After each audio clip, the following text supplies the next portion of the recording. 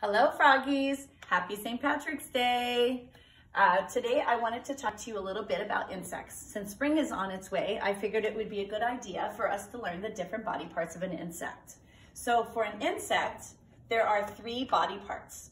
We have the head, the thorax, and the abdomen. So 1, 2, 3, 3 body parts. And an insect has 6 legs. 1, 2, 3, 4, 5, 6. And the legs are always attached to the thorax. They also have 2 antennas. So an insect always has 2 antennas. Now, if you are doing something like a bumblebee, the wings are also attached to the thorax. So what I did was I made a bumblebee. So I put the 6 legs, I did the 2 wings, and I also included a stinger because a bumblebee has a stinger. Those are the body parts of an insect. Again, head, thorax, abdomen. And on a bumblebee, we have a stinger. And don't forget the antennas. 3 body parts, 6 legs, 2 antennas. That is an insect.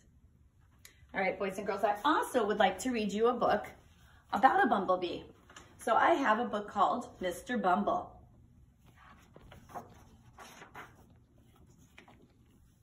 Every spring, the meadow becomes a buzzing and busy scene, with hundreds of bumblebees gathering pollen for their hives. Such work comes easy to all these bees, to all it is but one.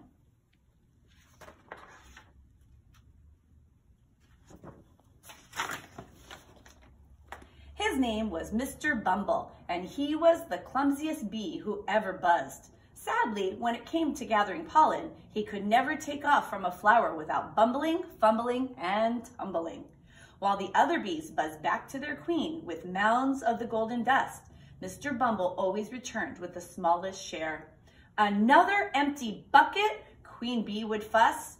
"Dense are all you seem to gather."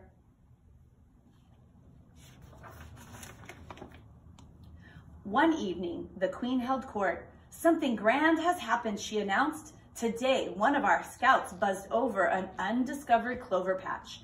There you will find a gold mine of pollen." Everyone was excited about the news, except Mr. Bumble. He couldn't help wondering what might lurk in the patch, just waiting to catch a clumsy bee.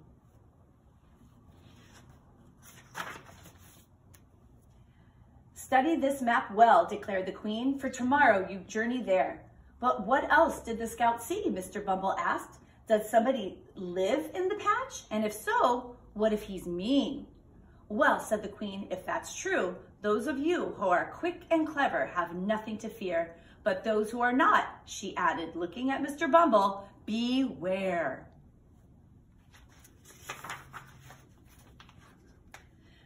To Mr. Bumble, things looked grim indeed, for even if he made it to the patch, he could only guess what terrible things awaited him there. That night, he dreamed of monsters doing dreadful deeds, like plucking out his own wings.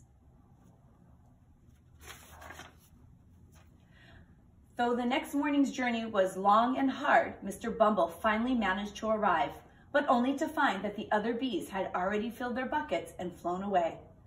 Teetering atop a blossom, Mr. Bumble began his lonely work. Plink went the pollen into the bucket, clink went some more, but just as he was going plinkety-clink to the next flower, a frightful noise arose that sent a shiver around his stripes and curled his little toes.